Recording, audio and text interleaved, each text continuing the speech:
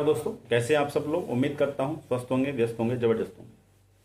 तो साथियों, बात करेंगे सी टेट वर्सेस टेट को लेके, एस टेट को लेके, या यूं कहें सी टेट वर्सेस जे टेट को लेके क्या है मामला, इस पर बात करेंगे।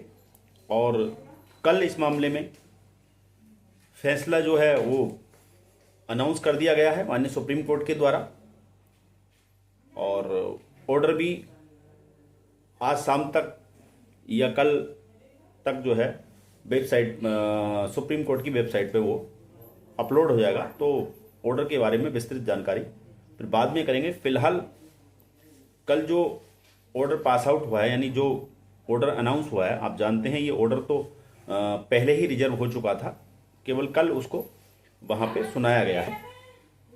तो क्या कुछ मामला था, इस पर बात करेंगे। और क्या सी टेट इनवैलिड हो गया है या सी टेट बरकरार उसकी मान्यता रही है, इन सभी बिंदुओं पे बात करेंगे साथियों। वीडियो में अंत तक बने रहें। आप सभी साथियों का स्वागत है आपके चैनल गेट सॉल्यूशन में।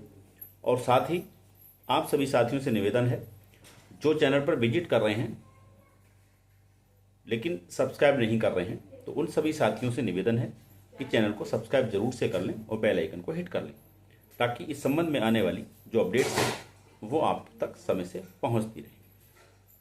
तो साथियों, जैसा कि आप जानते हैं,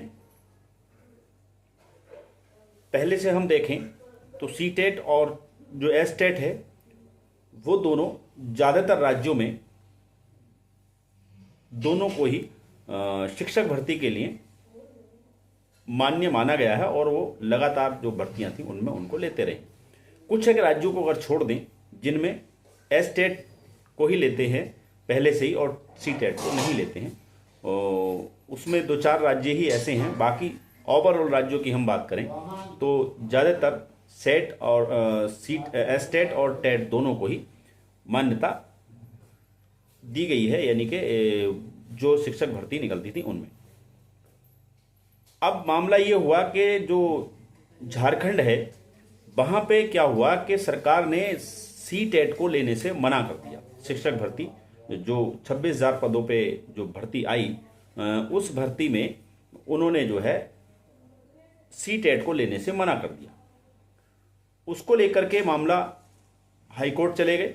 जो वहाँ के सी टेट अभ्यर्थी थे उसमें बाहरी दो लोगों को नहीं लिया गया। एक तो उनको नहीं लिया गया जिन्होंने बाहर से टेट किया था, यानी दूसरे राज्यों के टेट किए थे उनको नहीं लिया गया दूसरे राज्यों को, और जो सी टेट थे उनको नहीं लिया गया था। मामला सुप्रीम कोर्ट में, हाई कोर्ट में गया, और हाई कोर्ट ने जो है डिसीजन दिया कि सी टेट वालों को आप जो है जो भर्ती है उसमें आप लीजिए, और जो एस टेट अदर स्टेट के हैं उनको आप लीजिए, इस शर्त के साथ कि उनकी अगर यहाँ ज्वाइनिंग होती है, उनको नौकरी मिलती है, तो उनको बाद में जे टेट क्वालिफाई करना होगा। इस फैसले के साथ ये मामला वहाँ पे निस्तारित कर दिया, जिसको चैलेंज करते हुए जो है वहाँ के जे टेट जो अभ्यर्थी थे वो जो थे माननीय सुप्रीम कोर्ट में इस मामले को लेकर के आए, और वहाँ पे सुनवाई हुई। आर्गूमेंट ये था, आप सभी जानते हैं कि जो शिक्षा है वो संवर्ती सूची में आती है, और संवर्ती सूची में जो है राज्य के भी कुछ राइट्स होते हैं और केंद्र के भी। तो ऐसे में वहाँ पे ये आर्गूमेंट दिया गया कि भाई जो राज्य हैं उनका अपना अलग परिवेश, उनकी अलग भाषा, अलग एनवायरनमेंट होता है। तो उस चीज़ के लिए वहाँ की जो मूल भाषा है, जो मदर टंग जिसको कहें हम, मातृभाषा है, उसमें अगर बच्चों को शिक्षा दी जाए तो बच्चे जल्दी से उसको एब्जॉर्ब करते हैं, ग्रहण करेंगे। तो सी टेट में 20-22 लैंग्वेज हैं जिनमें चुनाव करना होता है 2 लैंग्वेज का, यानी कि बाध्यता नहीं होती, आप कोई भी 2 लैंग्वेज चुनाव करके जो है सी टेट क्वालिफाई कर सकते हैं।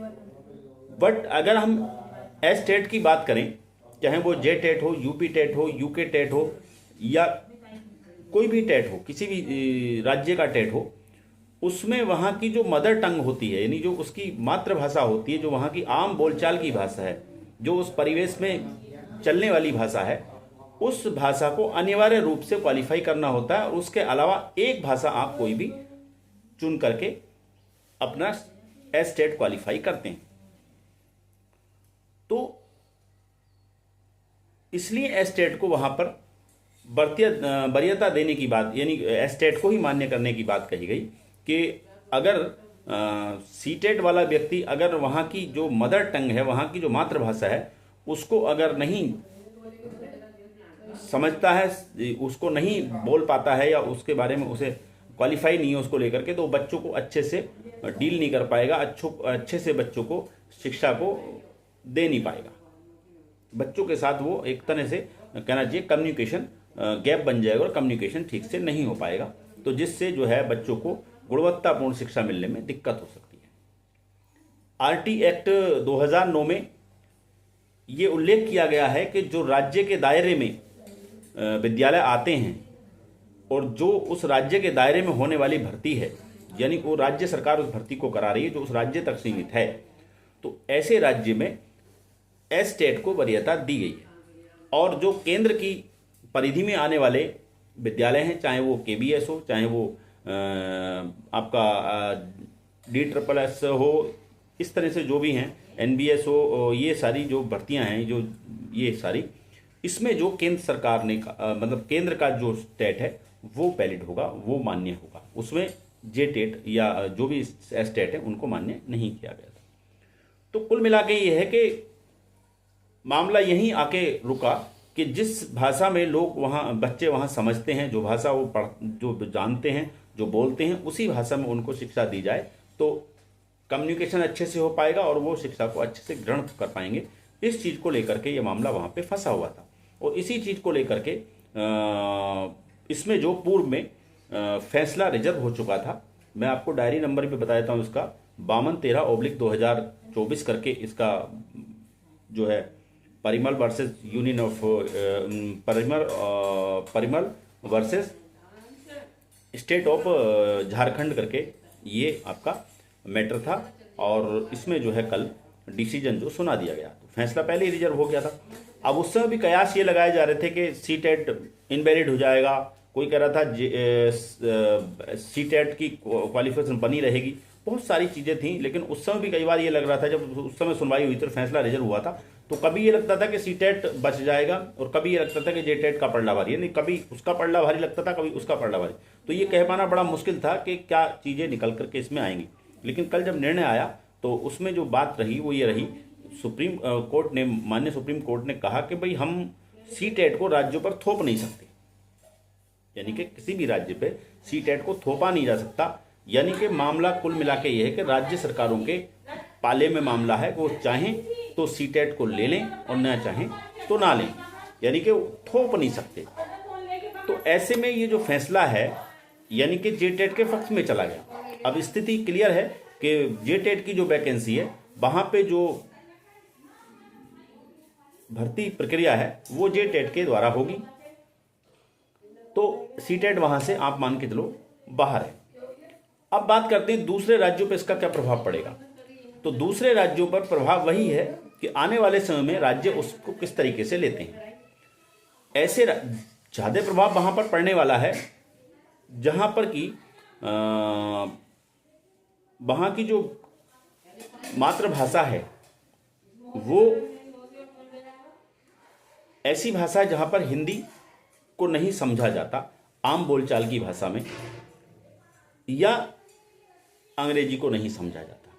इन दो भाषा अगर वहां पर नहीं बोली जाती हैं, नहीं समझी जाती हैं आम भाषा में, पारिवारिक परिवेश में, जिसमें साउथ के स्टेट्स हो सकते हैं, तो इस तरीके से जो स्टेट्स हैं जहां पर भाषाएं वो भाषाएं हैं जो आमतौर पे दूसरों राज्यों में या दूसरी जगह नहीं चल पाती, नहीं समझ पाती, तो वहां पर ये चीज़ें होंगी कि वहां पे राज्य अगली बार जब अपनी वैकेंसीज निकालेंगे तो हो सकता है वहाँ पे वो सीटेट को ना अनिवार्य करें, हटा दें और वहाँ पर एस्टेट को ही लें। लेकिन ये ज़रूरी है उन्हें वैकेंसी निकालने से पहले अब एस्टेट करवाना अनिवार्य होगा। अगर वो सीटेट को नहीं लेते हैं तो उनको जो है पहले कोई भी वैकेंसी निकालने से पहले उनको एस्टेट, अपना यहाँ का टेट जो है वो निकालना होगा और वहाँ से उसके बाद ही वो वहाँ पर वैकेंसी निकाल पाएंगे। ये क्लियर बात है।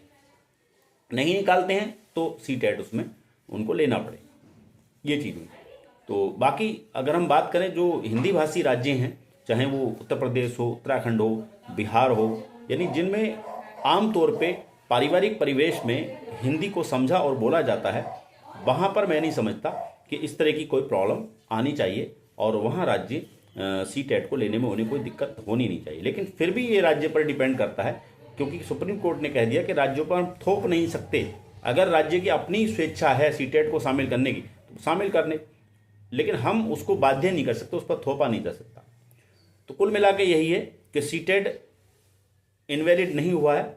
सीटेट की वैलिडिटी वही है, क्योंकि की जो सर्विस है उनमें वो पूरी तरह वैलिड है, और स्टेट की जो वैकेंसी है उनमें भी वो स्टेट की इच्छा के अनुसार वैलिड रहेगा, यानी उसको इनवैलिड नहीं किया गया है। तो ये कुछ अपडेट्स थी सीटेट वर्सेस टेट को लेकर के जो, और फैसले को लेकर के वो मैंने आपके सामने रखने का प्रयास किया है। उम्मीद करता हूं जो स्थितियां हैं वो क्लियर हुई होंगी। आप वीडियो में अंत तक बने रहे, इसके लिए आपका बहुत बहुत धन्यवाद। अगली वीडियो में कुछ नई अपडेट के साथ फिर आपके साथ मुलाकात होगी। तब तक के लिए सर नमस्कार।